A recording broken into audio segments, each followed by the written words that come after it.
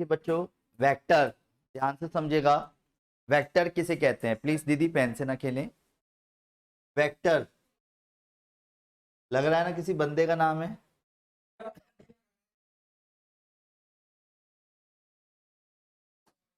उसको मैं Sunday doubt भेज दूंगा चाहे। तो वेक्टर किसे कहते हैं, कोई भी बताना चाहेगा?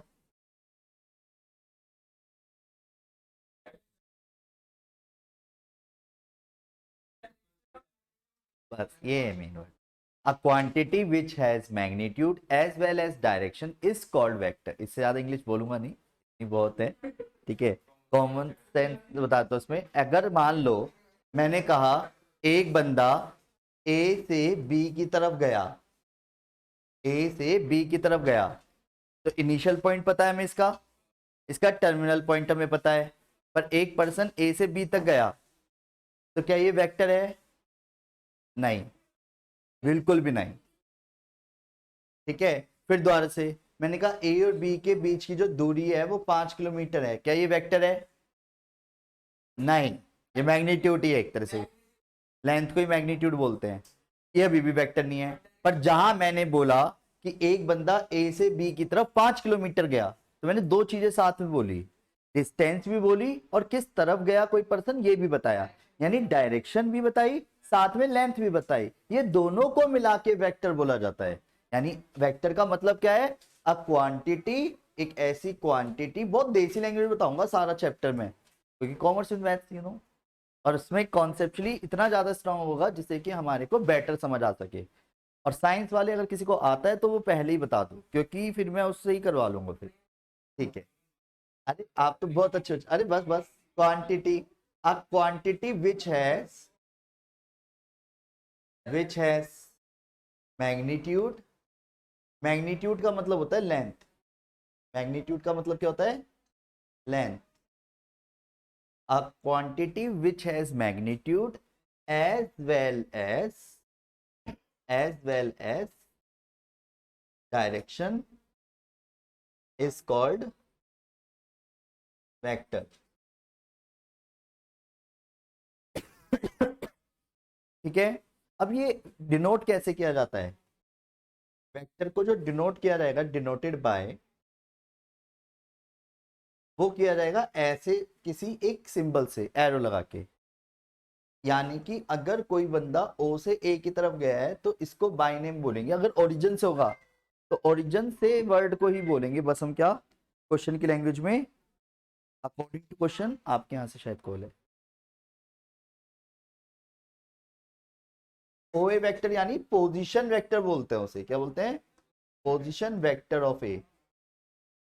पोजीशन वेक्टर ऑफ ए बोलते हैं। क्लियर है?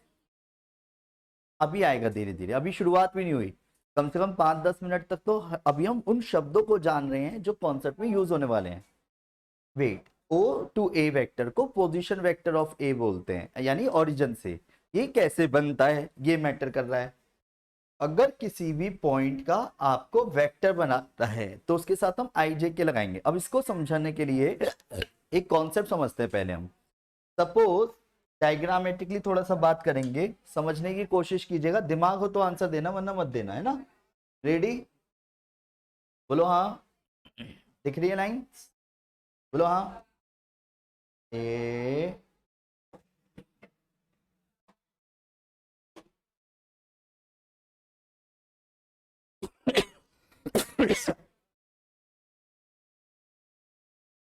हाँ जी, दिख रही है।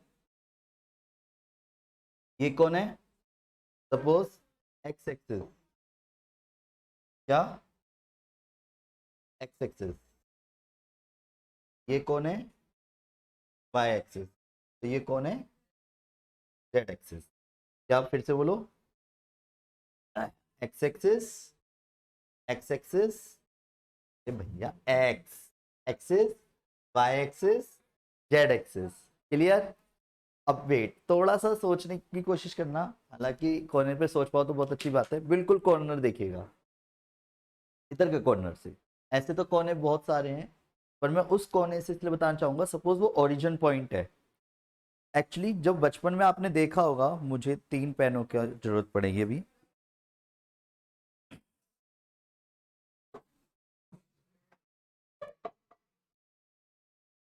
थैंक्स। अभी सुनिए ध्यान से। नहीं ऐसे नहीं, जो आप बोल रहे हो वो गलत है, अभी समझाऊंगा क्या है ये। एक्चुअली ये कार्टेशियन प्लेन होता है, जिसमें चार हिस्से बनने की वजह से क्वार्टर शब्द सुना होगा। क्वार्टर मतलब चौथाई हिस्सा, यानी one fourth part. First, second, third और फोर्थ, ये चार हिस्से होते हैं। बैच पूरा हो गया, अच्छा ना। शुरू करें हम। बड़े भैया आ जाएंगे, बस ऐसे करके समझा करो, तुम बहुत भाग्यवान हो। भैया का जो चरण यहाँ पे पड़ते हैं हमारे बीच में। हाँ, किसी दिन उन्हीं पैरों को उठा के उठा दूंगा पकड़ के। ये क्लियर है? तो अरे ध्यान दीजिएगा, ये क्लियर है?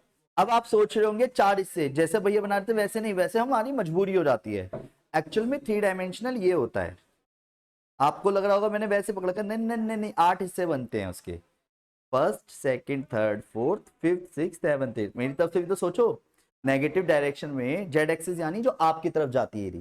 समझ गए? तो इसी को समझने के लिए कॉन्सेप्चुअली जरा बात करेंगे। पेन अभी आराम से लेना, आज सुनना है तसल्ली से, कॉपी वॉपी बंद करके बैठो चिल्लो के एकदम, मतलब मस्त हो गया, बस थोड़ा बहुत पढ़ेंगे बहुत है। क्योंकि यही बातें जब मैं दोबारा बताऊंगा मंडे को, तब हर एक बात समझ आएगी, क्योंकि ये पहली बार है अब आपके लिए। तू डिफरेंशियल इक्वेशन कर ले या वो कर ले इंटीग्रेशन, जो तेरा मन करें। स्टार्ट। कोने पे निगाहें टिका लीजिए, वो ओरिजिन है। अगर मैं एक्स एक्सिस की पॉजिटिव डायरेक्शन कहूंगा, सुनो पहले मैं बताता हूँ, ये एक्स एक्सिस है, ये एक्स एक्सिस है, ये वाई एक्सिस है। तो वैसे ही बनिए कार्टेशियन प्लेन की तरह, एक्स एक्सिस वाई एक्सिस, और जेड एक्सिस आपकी तरफ जो जा रहा है, ठीक है। कोई बंदा वहां से 4 किलोमीटर चला एक्स एक्सिस की तरफ, चलो हाथ से चलो, ऐसे ऐसे करके चलो, चलाओ।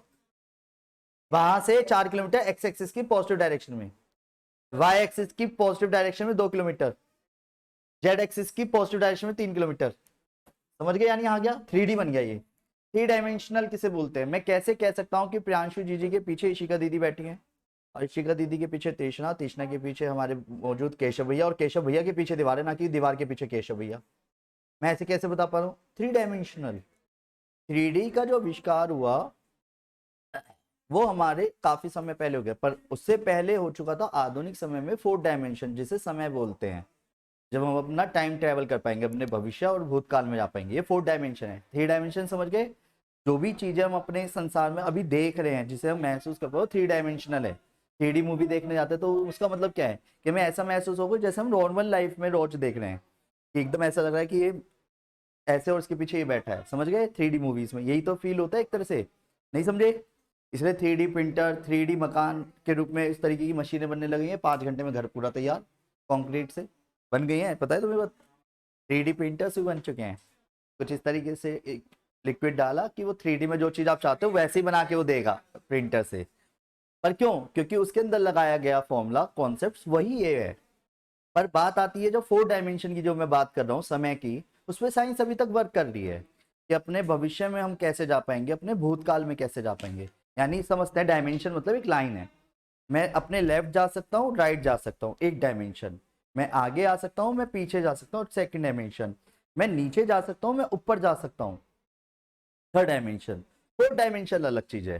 फिर फिफ्थ डायमेंशन है जब एक ब्रह्मांड का बंदा दूसरे ब्रह्मांड में जा पाएगा, अभी एक ब्रह्मांड के बाहर ही नहीं जा सकते। फिर जब उस ब्रह्मांड का बंदा ऐसे ऐसे भी जा पाएगा, सिक्स डायमेंशन। फिर वो मल्टीवर्स में हो गया, कोई भी ब्रह्मांड का किसी भी ब्रह्मांड में चले आए। समझ गए? थ्री डी फिगर में वो सेवन डायमेंशन। फिर एक पूरे कंप्लीट जाल का किसी अदर उसमें जा पाएगा, मल्टीवर्स का वर्स का बंदा किसी अदर मल्टीवर्स में जा पाएगा, एट्थ। फिर उसका नाइन्थ, फिर 10th, 11th डायमेंशन बोला गया है गॉड को, एक तरह से। समझ गए? इसलिए हम उनके आगे तो कुछ भी नहीं है। उस टाइम पे तो तीर छोड़ के भी वापस मंगा लेते थे, मरे हुए को भी जिंदा कर देते थे, ठीक है। तो वो चीज अभी तो पॉसिबल नहीं है। जब तक वहां तक पहुंचेगी इंडिया, तब तक मतलब इंडिया का मतलब हमारा जो अस्तित्व है, अगर वहां तक पहुंच भी गया तो इंसान इंसान को ही मार देगा। हाँ हाँ, तो वापस आते हैं इसलिए, तो ध्यान से समझिएगा ओरिजिन से। तुम्हें थोड़ा सा और क्लियर कर देता अगर तुझे तो। हाँ हाँ, तुम चलिए, मैं तो बता रहा था। इसमें मैंने एक चीज बताई, हम अपने समय में यात्रा कैसे कर पाते हैं मन के बदले। जैसे मैंने कहा मछली जल की रानी है, आगे हाथ लगाओ, बाहर निकालो, वापस डालो, जी जाएगी। ये आजकल की ट्रेंड चल रहा है। तो इस वाली स्टोरी को जैसे ही मैंने बोला, तो आपको वहां तक जाने में कितना समय लगा, जो बचपन में पढ़ी थी आपने? 14 15 18 साल पहले जो आपने पोयम पढ़ी, वहां तक पहुंचने में कितनी देर लगी? उससे भी कम। तो हमारा जो मन है ना, वो लाइट की स्पीड से तेज भागता है। तो हमारी साइंस क्या काम करती है, हिप्नोटाइज करके हमारे मन से हमारा फ्यूचर, हमारे मन से हमारा पास्ट देख पाती है। समझ पा रहे हो? तो ये इस तरीके से तो पॉसिबल हो पा रहा है, पर वैसे फिजिकली नहीं पॉसिबल हो पा रहा, पर पहले होता था। अब नहीं है पॉसिबल, पहले होती थी चीजें, सारी चीजें। क्लियर? तब 11 डायमेंशन में तो फिर थर्ड फोर्थ डायमेंशन कुछ भी नहीं बचा, अगर सोचा जाए तो। ठीक है, पर जब ये चीजें होंगी तब समय के साथ है। अब पॉइंट आता है कि जो 3 डायमेंशन की अब हम बात कर रहे हैं 3D फिगर में, तो दोबारा से समझना। मैंने कहा एक बंदा ओरिजिन पॉइंट पे है, 3 किलोमीटर चला एक्स एक्सिस की तरफ, चलो 2 किलोमीटर वाई एक्सिस के नेगेटिव में, समझ गए ना? जेड एक्सिस के 3 किलोमीटर नेगेटिव में, पीछे घर में, वो भी जमीन के अंदर, नहीं समझे? हाँ, अरे नीचे को चलागा जमीन में, ऐसे ऐसे और ऐसे होगा, चला ही ना जा रहा। बार देख, ओरिजिन पे है, अरे देख इधर देख, अब तू एक्स एक्सिस के नेगेटिव डायरेक्शन में 3 किलोमीटर, ऐसे हो गया है ना? वाई एक्सिस के पॉजिटिव डायरेक्शन में 4 किलोमीटर, जेड एक्सिस के पॉजिटिव डायरेक्शन में 9 किलोमीटर, उधर जाएगा पॉजिटिव में। जेड तुम्हारी तरफ पॉजिटिव है, जेड नेगेटिव मेरे पीछे, नहीं आया समझ? इन्हें बोलते हैं, जो मैं चल रहा था ध्यान से समझना, जिस जमीन पे आपने पैर रखा हुआ है उस जमीन को प्लेन बोलते हैं, और ये कहलाती है लाइन। ये लाइन है, पर ये प्लेन है, वो वाला प्लेन नहीं। प्लेन से मतलब कुछ समय बाद जब ये होगा, समझ गए? तो प्लेन समझ गए, प्लेन है, इसे प्लेन बोलते हैं, सपाट मतलब, तो ये प्लेन है। तो एक चीज समझने वाली बात ये है, इस वाले ये किन दो चीजों से मिलके बना है? तो यानी कि इस प्लेन का नाम है एक्सजेड प्लेन। ये वाली दीवार किस चीज से मिलके बनी है? अरे आप तो बहुत शार्प हो। और ये पीछे वाली दीवार, अरे दीदी एक्स्ट्रॉर्डिनरी हो आप तो मैं थोड़ा सा काम बताता हूँ। यहाँ पे एक्स एक्सिस पे किसकी वैल्यू 0 होगी? एक्स एक्सिस, ये रही एक्स एक्सिस पे किसकी वैल्यू 0 होगी हमेशा? वाई की भी और जेड की भी। अब सुनो मैं कैसे बताता हूँ, इसे प्रैक्टिकली समझते हैं। मैंने कहा एक बंदा ओरिजिन पे था, 3 किलोमीटर चला वाई एक्स एक्सिस पे पॉजिटिव में, वाई की वैल्यू 0, जेड की वैल्यू 0, तो कहाँ हो तुम? वहीं हो फिर। तो इसका मतलब क्या हुआ, उसी एक्स एक्सिस पे रहे ना। अब आप नहीं आया समझ? ऐसी वाई एक्सिस पे किसकी वैल्यू 0 होगी? एक्स की वैल्यू 0 एंड, हाँ मैंने वही लिखा है, ध्यान से देखो। और जेड एक्सिस पे एक्स की वैल्यू 0 एंड, ये आज काम नहीं आने, पर अभी क्वेश्चनों के बीच में कई बार रूप लेंगी ये छोटी छोटी बातें। ये मैं 11th पढ़ा रहा हूँ तुम्हें अभी, क्योंकि मेरे लिए तुम सारे बेवकूफ हो भी। 11th क्लास में ना ये 3 डायमेंशनल ज्योमेट्री के नाम से एक चैप्टर हुआ करता था। एक्स वाई प्लेन, तो एक्स वाई प्लेन समझ गए? एक्स वाई प्लेन को जरा नॉर्मल लैंग्वेज समझाता हूँ। मैंने कहा एक बंदा 3 किलोमीटर एक्स एक्सिस में चला, वाई एक्सिस में 5 किलोमीटर चला पॉजिटिव में, जेड एक्सिस में 0, यानी इसी दीवार पे चिपका हुआ है। पता ये बात? नहीं समझे? एक्स एक्सिस के 3 चलाया, ऐसे ऐसे चलाया, वाई एक्सिस के 5 ऐसे चलाया, जेड में मैंने चलाया नहीं कुछ, तो यहीं तो रह गया, वो तो चिपका वही तो है। जेड में जब मैं पॉजिटिव बोलता तो आगे जाता, नहीं तो पीछे जाता, गया ही नहीं। तो जेड 0 रहा ना एक्स वाई प्लेन पे, यानी एक्स वाई प्लेन पे किसकी वैल्यू 0 होती है? जेड की। अब खुद सोचो ना, एक्जेड प्लेन जमीन है, जमीन पे किसकी वैल्यू 0 होगी? क्योंकि वाई के लिए उसे उठना पड़ेगा, नीचे गिरना पड़ेगा, वो जा ही नहीं रहा मैं अभी। तो ये प्लेन की बात हो रही है अभी, नहीं समझे? तो एक्जेड प्लेन पे वाई 0 हो गया, और वाई जेड प्लेन पे एक्स 0 हो गया। पर वेट, हमें कैसे क्वेश्चन में पता चलेगा कि सर 3 डायमेंशनल ही बात हो रही है? वेट पहले बताता हूँ। जैसे आपके सामने ये क्या दिख रहा है इस वक्त, एक 3D फिगर है, जिसे इस तरीके से थंबनेल में बताया जाता है कि एक्स वाई जेड, अगर आप नोटिस करो तो ये म्यूचुअली परपेंडिकुलर है। ये दिख रहा है, ये रहा, ये एक्स एक्सिस जो है, ये रहा ओरिजिन जो है यहाँ पे, वो एक्स एक्सिस वाई एक्सिस और जेड एक्सिस का क्या है, ओरिजिन वो पॉइंट है, वो म्यूचुअली परपेंडिकुलर है। यानी आपको जो नीचे दिखी हुई फिगर दिख रही होगी वो कुछ इस तरीके से है, जो आपस में एक दूसरे पे म्यूचुअली परपेंडिकुलर है। दिख रहा है? म्यूचुअली परपेंडिकुलर है। अब पॉइंट ये आता है कि क्वेश्चन में कोई वेक्टर कैसे वर्क करता है। क्योंकि वेक्टर को डायरेक्शन बतानी है। अब डायरेक्शन बताने के लिए लेंथ तो हमें पता है, चलो मैंने कहा एक्स एक्सिस, तो मैं बोल रहा था एक्स एक्सिस की negative direction positive direction, Y axis की पॉजिटिव। उसके लिए उसने क्या आविष्कार किया, तो उसने कहा भैया एक काम करो तुम, अगर एक्स एक्सिस की तरफ जाना है आई चिपका दियो, वाई एक्सिस की तरफ जाना है जे चिपका दियो, और जेड एक्सिस की तरफ जाना के चिपका दियो। यानी आई जे के ये डिनोट करेंगे एक्स एक्सिस की तरफ, वाई एक्सिस की तरफ, जेड एक्सिस की तरफ। इसे तो बोलते हैं वेक्टर, ये जो सिंबल है। इसी तरीके से जैसे पर समझना, मान लो एक पॉइंट है हवा में x y z, इससे क्वेश्चन भी बताऊंगा अभी। ये पॉइंट है, तो यानी कोई बंदा यहां से यहां तक मुझे वेक्टर बनाना है, o से a, ये तो पॉइंट हो गया।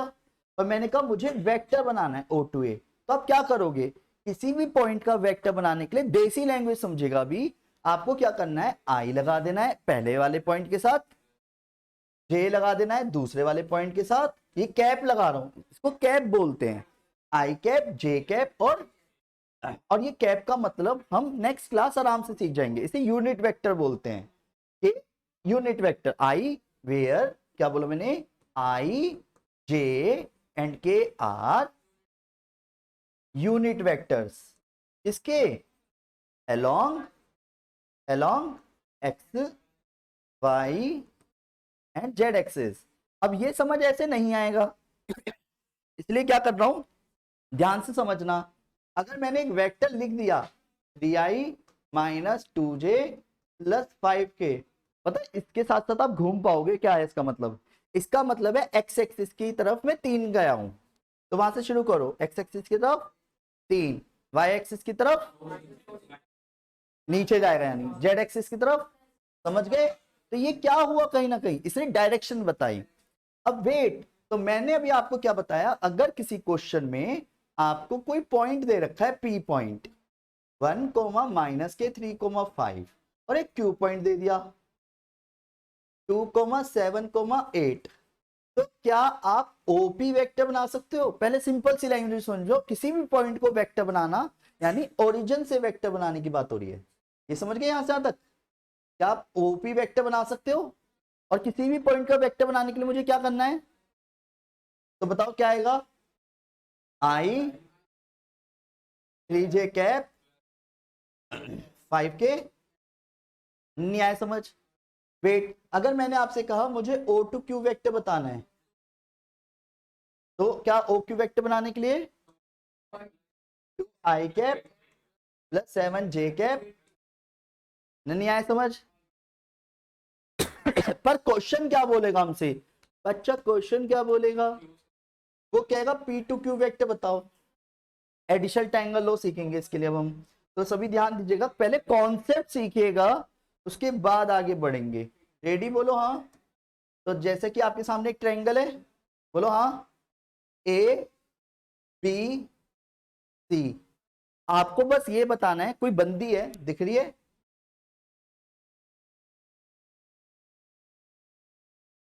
चुड़ैल टाइप, ठीक है। तो अब ये बंदी चलना शुरू हुई, भाग सी रही है, दिख रहा है, पहले इधर को भागी, फिर इधर को भागी, फिर इधर को भागी। वेट, समझना 2 मिनट, अब बड़ा तुम सोच रहे होंगे, यही चीज सोचनी है, यही सोचनी है तुम्हें।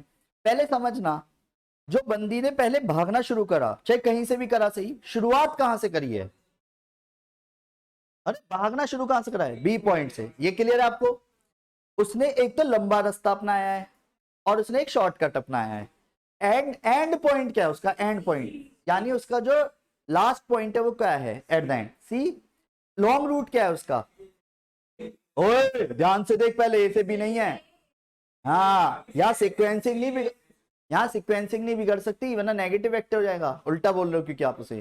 तो पहले बंदी कहां से कहां तक गई, लॉन्ग रूट के लिए, बी से, फिर पर वेट, यानी आपने बोला बी टू ए वेक्टर और फिर ए से सी वेक्टर, तो सुनो, और अगर वो चाहती बी से ए, एट द एंड उसे सी पहुंचना है ना, तो बी ए सी, ए से गायब हुआ, इसे हम डायरेक्ट बी सी वेक्टर भी लिख सकते हैं, यानी इसे बोलते हैं एडिशनल ट्रायंगल लॉ। क्या बोलते हैं,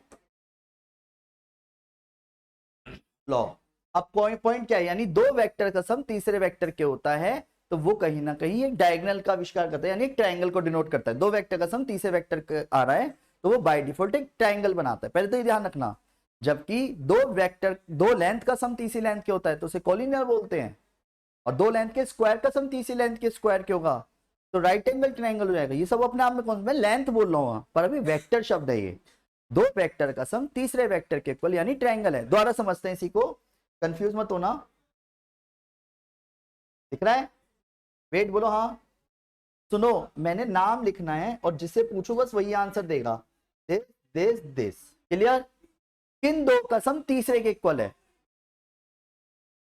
ध्यान से देख के बोला जाए तो शायद आंसर एक बार में आएगा।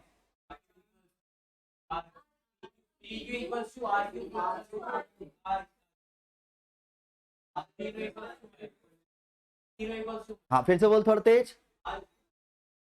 RP P Q is equal to R Q.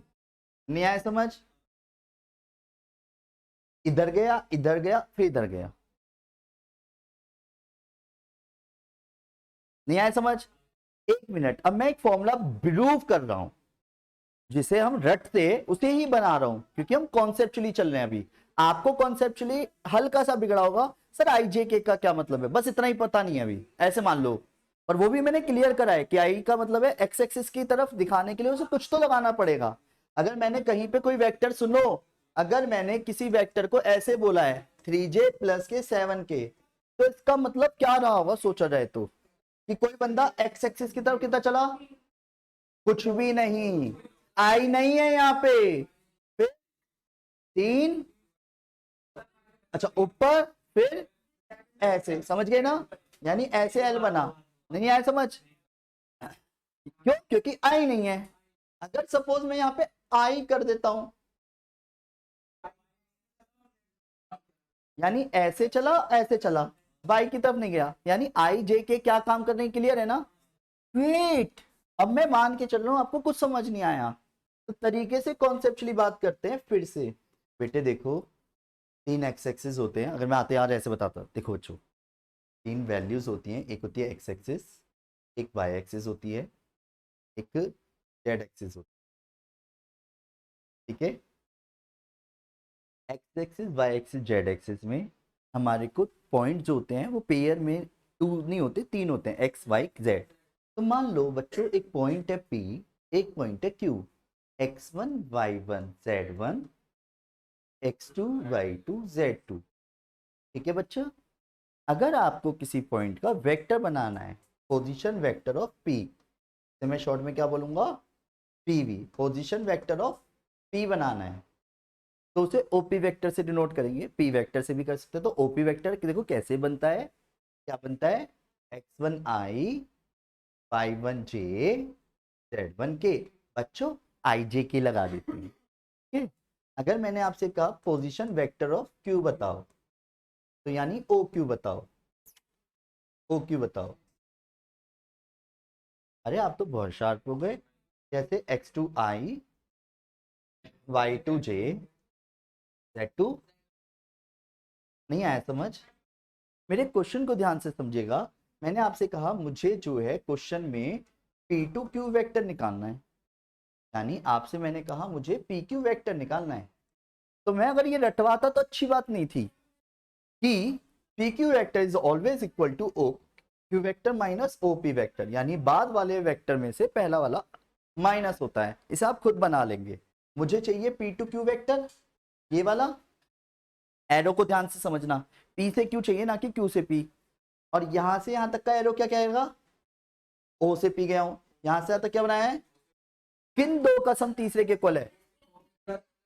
OP plus P Q O Q. नहीं आया समझ? जिसमें पी क्यू इक्वल टू क्या हो गया, यानी इसे रट ले तो गलत तो नहीं है? एरो को देख भाई, एरो शॉर्टकट।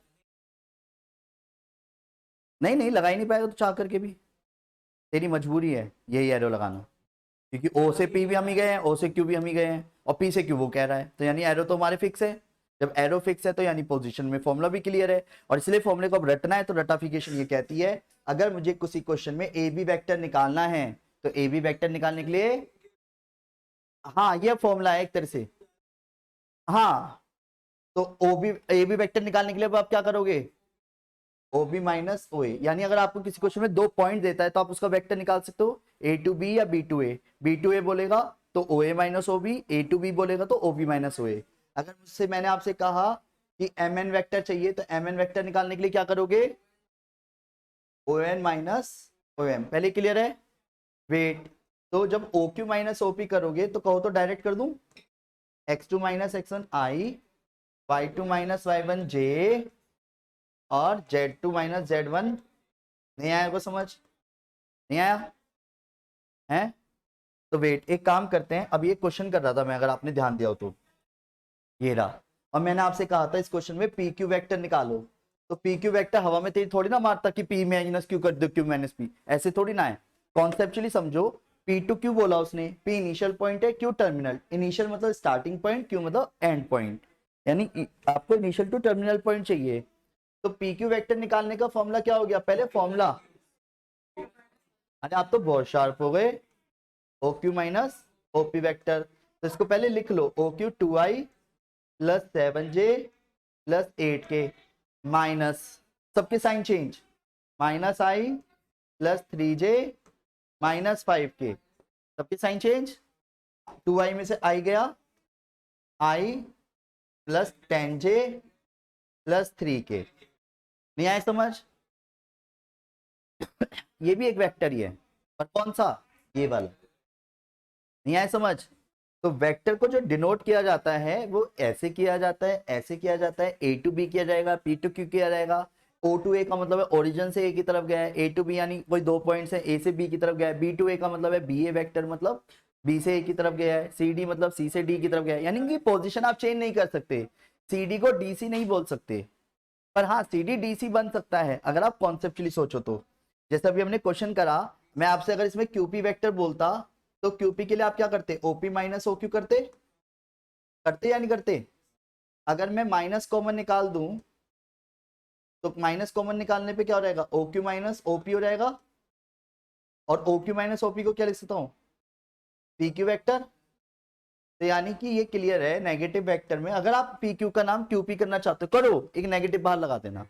ये सारी थ्योरी में लिखवाऊंगा एक बार में, पर पहले आप बस सुनते चलिए कि एक्चुअली वेक्टर क्या चल रहा था। ये समझ आया नहीं आया, नहीं आया, पक्का आ गया, झूठ तो नहीं बोल रहे हो। तो मैं आपको एक क्वेश्चन दे दूं, बोलो हाँ। तो क्वेश्चन है, फाइंड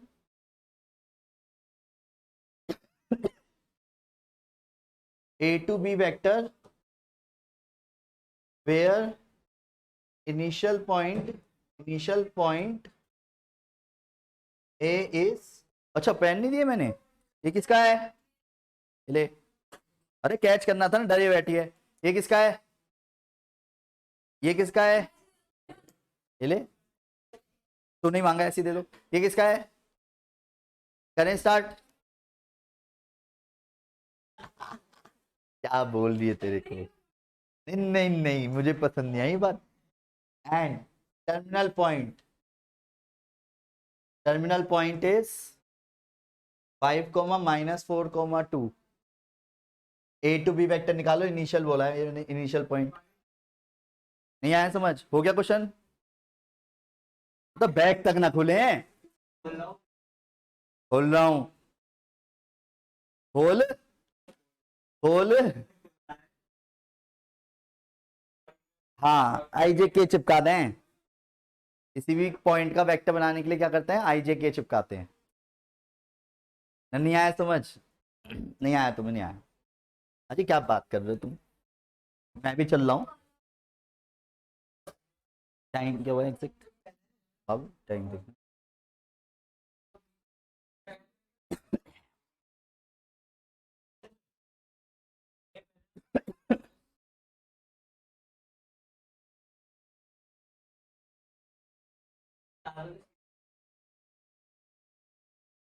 मैं भी चल रहा हूँ, अभी करने दे बच्चों को, आज पहली बार तो कोई क्वेश्चन करेंगे ये, देखा, कर दिया ना बेड़ा कर किसने, कितना ही समझा लो। और मैं बार बार बोल रहा हूँ, बाद वाले में से पहला वाला माइनस हो गया है, और बोल लिया ओ ए माइनस हो गई, और पहले बदतमीज से बात करे ओ ए, देख हो गया। तो सुनो, ए बी वेक्टर निकालने के लिए आप क्या करोगे, position vector of B minus position vector of A. हाँ हाँ, O B vector minus O A vector. O B क्या आएगा, 5i minus 4j plus 2k minus O A क्या आएगा, 3i plus 4j plus 5k। Solve कर लोगे तो solve करके क्या है at the and answer, 2i कुछ माइनस 8j के। क्लियर है बेटा? अब जो बातें मैं आप सबको बताने जा रहा हूँ वैसी बातें किसी को बताता नहीं हूँ। अगर मैं आपसे कहता डिस्टेंस बिटवीन 2 पॉइंट निकालो, डिस्टेंस बिटवीन 2 पॉइंट, तो आप क्या करते, x2 माइनस x1 का, y2 माइनस y1 का, z2 माइनस z1 का रूट करते। यानी अगर मैं इसको ये कह दूं ना मैग्नीट्यूड, तो भी एक ही बात है।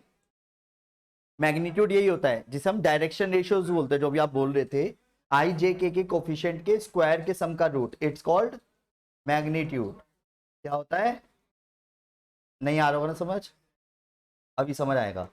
ये डिस्टेंस है, डिस्टेंस को मैग्नीट्यूड बोलते हैं, मैंने बोला था। और डिस्टेंस कैसे निकलती है किसी भी वेक्टर की, वो समझ रहे हैं अभी हम, कॉन्सेप्चुअली समझते हैं पहले, देसी तरीके से, विदेशी नहीं बिल्कुल भी, पाप लगेगा। जैसे इस वक्त आप सबके सामने एक वेक्टर की क्या दिख रही है, एक वेक्टर बना बनाया दिख रहा, दिख रहा है। इसके डायरेक्शन रेशियोज क्या होते हैं, पहले वो नाम दे रहा हूं। डायरेक्शन रेशियोज कहलाते हैं एक्स वाई जेड, इन्हें स्केलर कंपोनेंट भी बोलते हैं। इसी के ऊपर हमारी नेक्स्ट क्लास है जिसे मैं सारी बातें फिर से आपको बताऊंगा।